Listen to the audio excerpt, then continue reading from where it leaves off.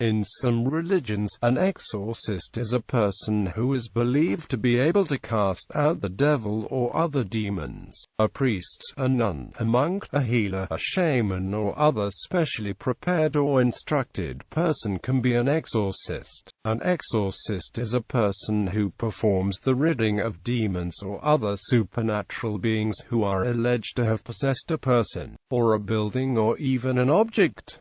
Exorcists in various religions. Catholicism. In a Roman Catholic context, exorcist may refer to a cleric who has been ordained into the minor order of exorcist, or a priest who has been mandated to perform the rite of solemn exorcism. The minor order of exorcist. Since at least the 3rd century, the Latin Church has formally ordained men to the minor order of exorcist. Text previously attributed to a 4th Council of Carthage in 398, now identified as a collection, called Statuta Ecclesiae Antiqua, prescribes in its 7th canon the right of ordination of such an exorcist. The bishop is to give him the book containing the formulae of exorcism, saying it, receive and commit to memory, and possess the power of imposing hands on energumens, whether baptized or catechumens. These exorcists routinely performed ceremonies over adults and infants preparing to be baptized. Authors such as Eusebius and Augustine provide details of these minor exorcisms. Eusebius mentions the imposition of hands and prayer. Augustine noted that rites of exorcism by exsufflation were also performed for the baptism of infants. The office of exorcist was not a part of the sacrament of holy orders, but as a sacramental was instead first conferred on those who had the special charism to perform its duties, and later to those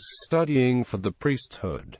By the 20th century, the order had become purely ceremonial. As a minor order, exorcists wore the surplice. In 1972, the minor orders were reformed. Men preparing to be ordained as Catholic priests or deacons would no longer receive the minor order of exorcist. The minor orders of lector and acolyte were retained, but redesignated as ministries. It was left open to the Catholic bishops of individual countries to petition the Vatican to establish a ministry of exorcist if it seemed useful in the nation. The right of conferral continues in societies that use the 1962 form of the Roman Rite, such as the priestly fraternity of St. Peter, and also among groups not in communion with the current Bishop of Rome, such as the Society of St. Pius V. Some believe that attainment of the position of acolyte in post-council practices implies ordination to the minor orders which used to be below it, such as exorcist and porter, although this has not been officially defined. The Eastern churches did not establish a minor order of exorcist, but simply recognized the calling of lay or ordained members of the faithful who had the appropriate spiritual gifts. In principle, every Christian has the power to command demons and drive them out in the name of Christ.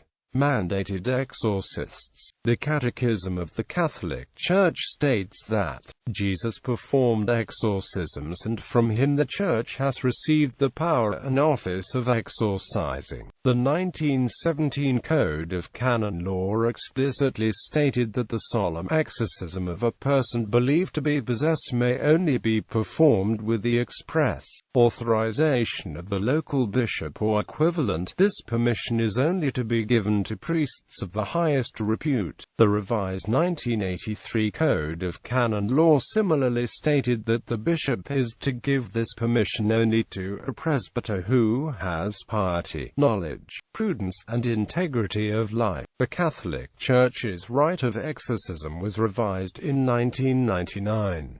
Paragraph 13 of its introduction states that a priest can be appointed by the local bishop either for a single act of exorcism, or to the permanent position of exorcist. The rite then specifies that whenever it uses the word exorcist without qualification, it indicates a priest mandated in this way. Among notable exorcists, Gabriel Amorth has served as chief exorcist of the Diocese of Rome. He is the founder of the International Association of Exorcists. Hinduism beliefs and practices pertaining to the practice of exorcism are prominently connected with the ancient Dravidians in the south. Of the four Vedas, the Atharva Veda is said to contain the secrets related to magic and medicine. Many of the rituals described in this book are for casting out demons and evil spirits. These beliefs are particularly strong and practiced in West Bengal, Odisha and southern states like Kerala. Vaishnava traditions also employ a recitation of names of Lord Narasimha and reading scriptures aloud. According to Gita Mahatmya of Padma Purana, reading the 3rd,